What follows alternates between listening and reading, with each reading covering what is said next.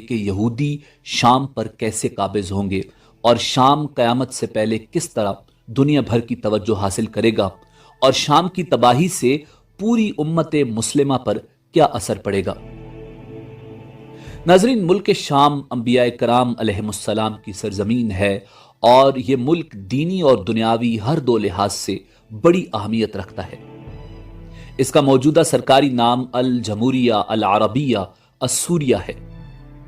حضور نبی کریم صلی اللہ علیہ وآلہ وسلم نے اپنی ظاہری زندگی ہی میں ملک شام کے فتح ہونے کی بشارت دے دی تھی کہ عنقریب شام فتح ہو جائے گا۔ چنانچہ خلافت ابو بکر صدیق رضی اللہ تعالی عنہ میں شام فتح ہونے کی ابتدا ہوئی اور خلافت عمر فاروق رضی اللہ تعالی عنہ میں مکمل مسلمانوں کے ہاتھوں فتح ہو گیا۔ حضور نبی کریم صلی اللہ علیہ وآلہ وسلم کی یہ پیشگوئی بالکل درست ثابت ہوئی۔ ملک شام کی فتوحات اور وہاں اسلامی حکومت قائم ہونے سے دین اسلام کو بے حد قوت و شوکت اور اسلامی ریاست کو زبردست وسعت و برکت حاصل ہوئی۔ ناظرین، تاریخی لحاظ سے جسے شام کہا جاتا ہے وہ سوریہ، اردن، لبنان اور فلسطین پر مشتمل علاقہ تھا۔ اسے سوریت الکبریٰ کے نام سے بھی یاد کیا جاتا ہے۔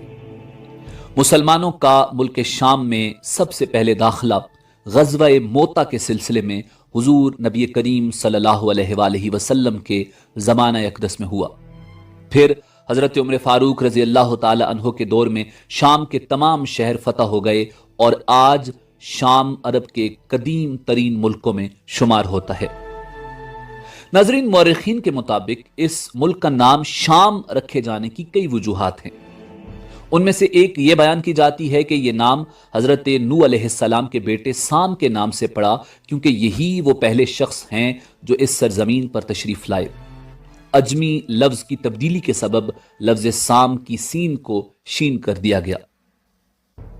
ناظرین، حضرت عبداللہ بن عمر رضی اللہ تعالی عنہما سے روایت ہے کہ حضور نبی کریم صلی اللہ علیہ وآلہ وسلم نے دعا فرمائی، اللہم بارک لنا فی شامنا، اللہم بارک لنا فی یمننا۔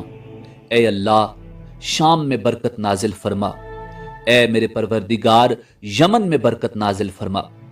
نجد والوں نے عرض کی اور ہمارے نجد میں بھی حضور نبی کریم صلی اللہ علیہ وآلہ وسلم نے پھر یہی دعا فرمائی، اللہم بارک لنا فی شامنا و بارک لنا فی یمننا۔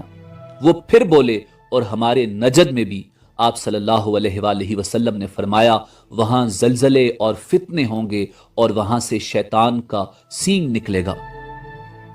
آپ نے فرمایا، خدایا ہمارے شام کے مسلمانوں کے دین و دنیا میں برکتیں عطا فرما۔ دعا میں شام کو یمن پر اس لیے مقدم فرمایا کہ شام ہی میں قیامت قائم ہوگی، وہی فلسطین سے متصل ہے اور فلسطین میں بیت المقدس ہے۔ حضرت ابو امامہ رضی اللہ تعالی عنہ سے مروی ہے کہ نبی کریم صلی اللہ علیہ وآلہ وسلم نے فرمایا، ملک شام اللہ رب العزت کا چنا ہوا شہر ہے اور وہ اپنے چنے ہوئے بندوں کو اس میں جمع فرما دے گا۔ اسی طرح حضرت زید بن ثابت رضی اللہ تعالی عنہ سے مروی ہے کہ ایک دن ہم حاضر تھے، نبی کریم صلی اللہ علیہ وآلہ وسلم نے فرمایا، ملک شام کے لیے خوشخبری ہے، بے شک رحمان کے فرشتے اس پر اپنے پر پھیلائے رہتے ہیں۔ رسول اللہ صلی اللہ علیہ وآلہ وسلم نے فرمایا، جب اہل شام تباہی و بربادی کا شکار ہو جائیں تو پھر تم میں کوئی خیر باقی نہ رہے گی۔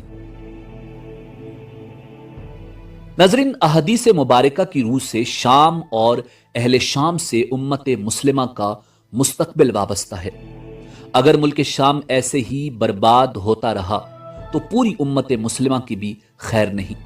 یہ نبی کریم صلی اللہ علیہ وآلہ وسلم کی پیشگوئی ہے جسے یقیناً پورا ہونا ہے۔ ابھی تک تقریباً 90% شام برباد ہو چکا ہے۔ 5 سے 6 سالہ خون ریزی میں لاکھوں کی تعداد میں بوڑھے، بچے، جوان شہید ہو چکے ہیں۔ ملک کی سرحدوں پر کئی شامی زندگی کی بھیک مانگ رہے ہیں۔ لاتعداد زخمی اور معذور ہو چکے ہیں۔ شام مکمل تباہی کے بعد اب نزع کی حالت میں ہے۔ شام کی موجودہ صورتحال سے یقیناً آپ واقف ہوں گے۔ شام کے اندر خانہ جنگی عروج پر ہے۔ کئی شامی روز دائی اجل کو لبیک کہہ رہے ہیں۔ ناظرین، اس حساب سے عرب ممالک کے سنہرے دور کے خاتمہ کی اہم وجہ ملک شام کے موجودہ حالات ہیں۔ نبی کریم صلی اللہ علیہ وآلہ وسلم کی ایک اور پیشگوئی اور علامت ظاہر ہو رہی ہے یا ہو چکی ہے۔ یاد رکھیں کہ ملک شام کے متعلق اسرائیل، روس، ایران اور امریکہ جو بھی جھوٹے بہانے بنائیں، لیکن ان سب کا اصل ہدف جزیرۃ العرب ہے، کیونکہ کفار یہود و نصارہ کا عقیدہ ہے کہ دجال مسیحا ہے۔ اس وجہ سے وہ لوگ دجال کے انتظامات مکمل کر رہے ہیں، جس کے لیے عرب ممالک میں عدم استحکام پیدا کرنا ہے، کیونکہ ملک شام پر یہود و نصارہ کا قبضہ کرنا چاہتے ہیں، اور یہ ہو کر رہے گا۔ حضرت امام مہدی علیہ السلام کے ظہور سے پہلے ایسا ہونا ضروری ہے۔ یہ حضور نبی کریم صلی اللہ علیہ وآلہ وسلم کی احادیث سے ثابت ہے۔ آخری زمانے میں جب مسلمان ہر طرف سے مغلوب ہو جائیں گے، مسلسل جنگیں ہوں گی، شام میں بھی یہودیوں اور عیسائیوں کی حکومت قائم ہو جائے گی۔ ناظرین، سعودی عرب، مصر، ترکی بھی باقی نہ رہے گا۔ ہر جگہ کفار کے مظالم بڑھ جائیں گے، امت آپسی خانہ جنگی کا شکار رہے گی۔ عرب، خلیجی ممالک، سعودی عرب وغیرہ میں بھی مسلمانوں کی باقاعدہ پرشوکت حکومت نہیں رہے گی۔ خیبر، سعودی عرب کا چھوٹا شہر، مدینہ سے تقریباً 170 کلومیٹر کے فاصلے پر، وہاں تک یہود و نصارہ پہنچ جائیں گے اور اس جگہ تک ان کی حکومت قائم ہو جائے گی۔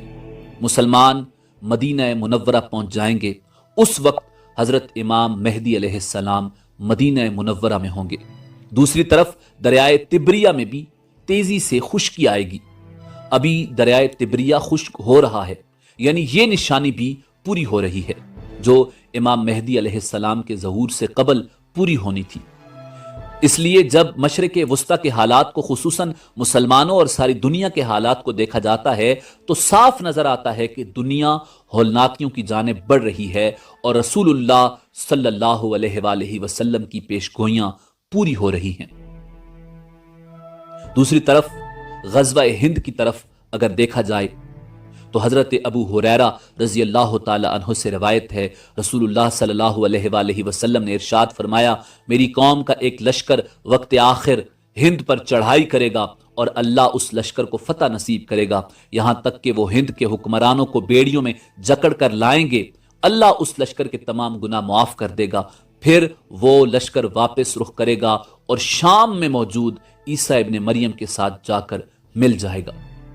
حضرت ابو ہریرہ رضی اللہ تعالی عنہ نے فرمایا، اگر میں اس وقت تک زندہ رہا تو میں اپنا سب کچھ بیچ کر بھی اس لشکر کا حصہ بنوں گا، اور پھر جب اللہ ہمیں فتح نصیب کرے گا تو میں ابو ہریرہ جہنم کی آگ سے آزاد کہلاؤں گا۔ پھر جب میں شام پہنچوں گا تو عیسیٰ ابن مریم کو تلاش کر کے انہیں بتاؤں گا کہ میں محمد صلی اللہ علیہ وآلہ وسلم کا ساتھی رہا ہوں۔ رسول پاک صلی اللہ علیہ وآلہ وسلم نے سن کر تبسم فرمایا اور کہا، بہت مشکل، بہت مشکل۔ ناظرین، آنے والے ادوار